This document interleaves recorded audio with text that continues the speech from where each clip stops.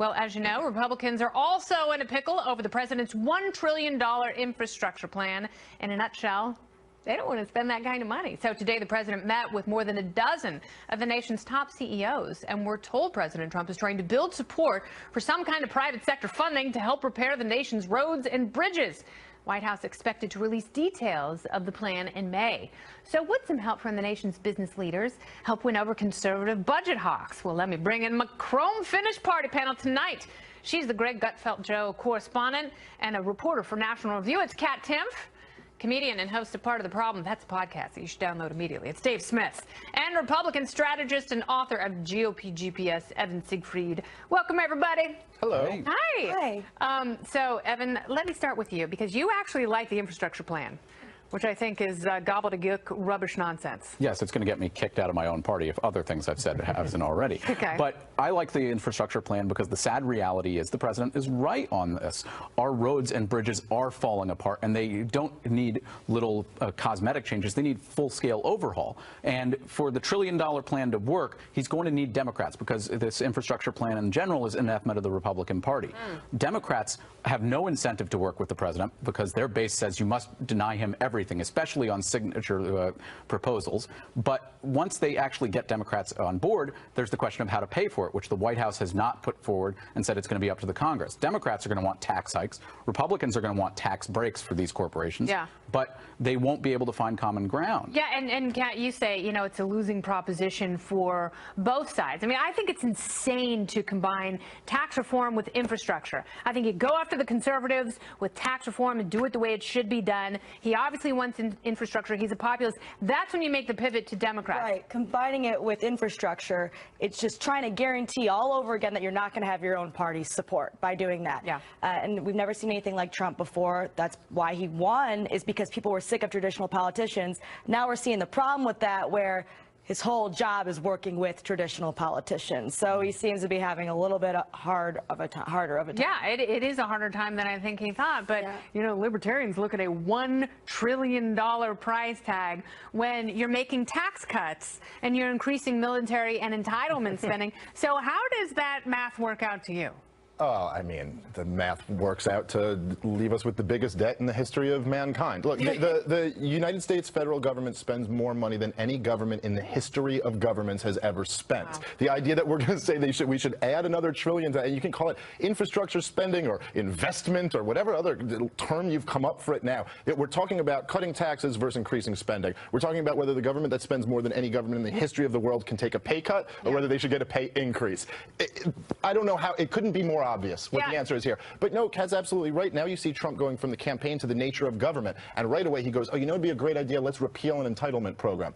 Well, we see how easy that is to do. And then he goes, oh, let's cut taxes. But what Trump's realizing is that it will be a lot easier to get this done than it will to do. Yes, to increase spending will be easy. And I bet you he'll end up getting something. Yeah, and both parties are addicted to spending. President Obama only got, you know, just shy of $700 billion in infrastructure spending, and that was after a big fight. But, you know, here you have, because taxpayers are really going to get hosed here, because he's going to offer tax credits to all of these big companies. That's why he's meeting with the CEOs. And then if there really is a public-private partnership, as there is on several toll roads across the country, particularly in Southern California, taxpayers end up paying the toll on those as well. So they've already paid the tax bill, which, you know, offsets the tax credits, and they're paying the tolls. It's kind of lame. Well, the Trump administration is also running into trouble over funding for the border wall. Democrats say they're not going to improve one single penny for it. Fiscal conservatives, they're also balking at the multi-billion-dollar price tag. And today, Attorney General Jeff Sessions made a trip down to the border in Arizona to pledge support for officers and agents working along it. The White House has been touting data suggesting illegal immigration has plummeted since the president took office. But will the administration ever be able to win over opponents of its immigration crackdown? Sessions is really the worst kind of Republican, isn't he? Yes. I'm not going to answer that one out of self-incrimination. But I think Sessions, he has done some positive things in that he's streamlined the deportation process. If you are a federal prisoner and you're serving a sentence, you have to wait until you get out of prison before the deportation hearings even begin. Sessions actually wisely has expanded a program to begin the deportation hearings while you're in prison. So the second you're out of prison, you're technically deported instead of getting sort of a week-long farewell tour before the hearing begins. begins. But also when it comes to the border wall, I think we're seeing that the president is realizing it's much more expensive and much more problematic because of the eminent domain factor. Yeah. They put in a $25 million request to hire 20 lawyers to deal exclusively with eminent domain. Yeah. And if anything, I mean, we've talked about that. I mean, that's going to be the biggest sticking point. Never mind topography and just the basic impracticalities of trying to stretch a wall that long. But even John Kelly said, yeah, there's no way we're building a fence or a wall along the entire southern border of the United States. and it's not going to have that big golden door that was promised. Oh, but that was the best part. I love golden doors. It doesn't. So Jeff Sessions is down there, and it's interesting because they're saying that it was in the first 2 months of this year where immigration really fell off and arrests fell off, but that's actually been happening for quite some time. It peaked in 2012, and marijuana arrests in Arizona are down significantly. Which I guess this is the big problem that Jeff Sessions is going to go address. You know, we'll take out the real crime and make sure we get some more pot arrests. Look, I've read some people like Ann Coulter, some people on the alt-right, a lot of Trump supporters who make this immigration issue a big issue. They make some compelling arguments for why demographic changes and the fact that Democrats want to flood in their own voters. Yeah. There's some truth to that argument. The problem is none of these government policies can address it. There's not a chance. I mean, if you think some wall or any government policy can stop the demographic changes, or as Ann Coulter points out in her book, the second-generation immigrants, I mean, we would have to turn America into such a police state that you would negate all of the benefits of living in a Western society, Yeah. and then you'd basically be in a third world country that they don't want us to turn into. Or visiting a Western society. Right, I mean, right.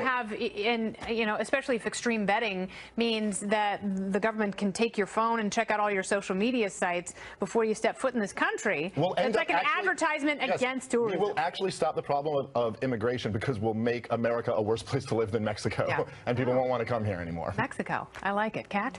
I've had fun in Mexico. I've had a lot of fun in Mexico. But Sessions, I feel he's going down there to kind of assess things. Yeah. I bet you he did a great job of being the wall, right? I bet you everyone was a lot nicer. Nobody was trying to pull anything while he was there. No. He should just live on the border, and then that would work out perfectly. I think that's a great idea.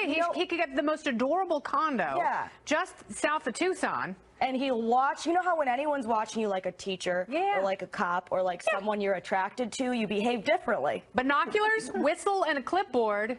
It's the Sessions strategy. Necessary. Who would want to come in with the ultimate gym coach standing watch at our perilous southern border? The party panel returns in a little bit. But first, President Trump's strike on Syria's military receiving bipartisan support and plenty of approval from Americans. But was it legal to launch that strike without Congress? Judge Angelo Napolitano says no, and he's here to explain why. Next.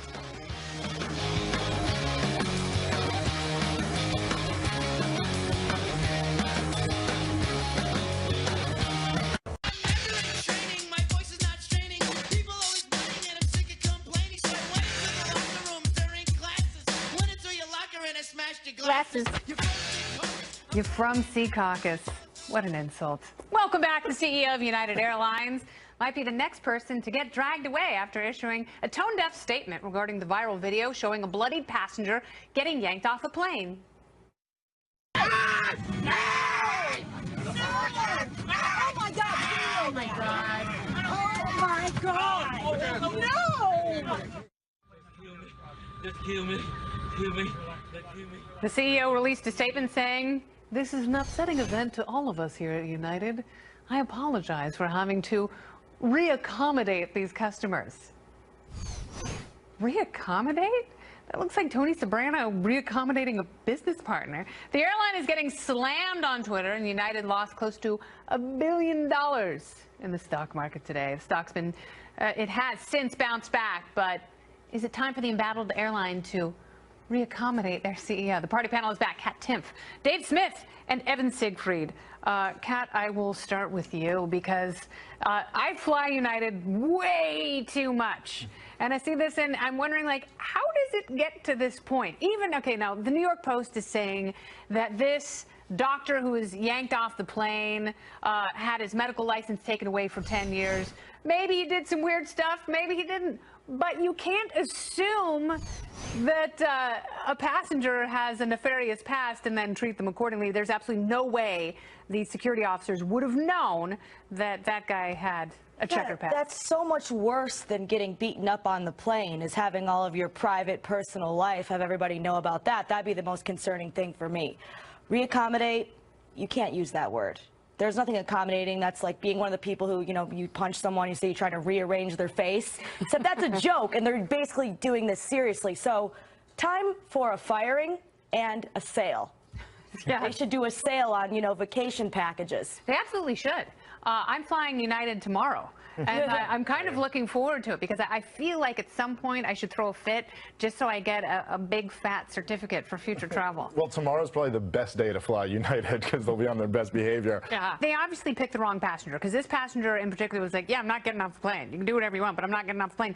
And to get to that level, at what point are you in the middle of that and you go, no, this is okay, this is fine?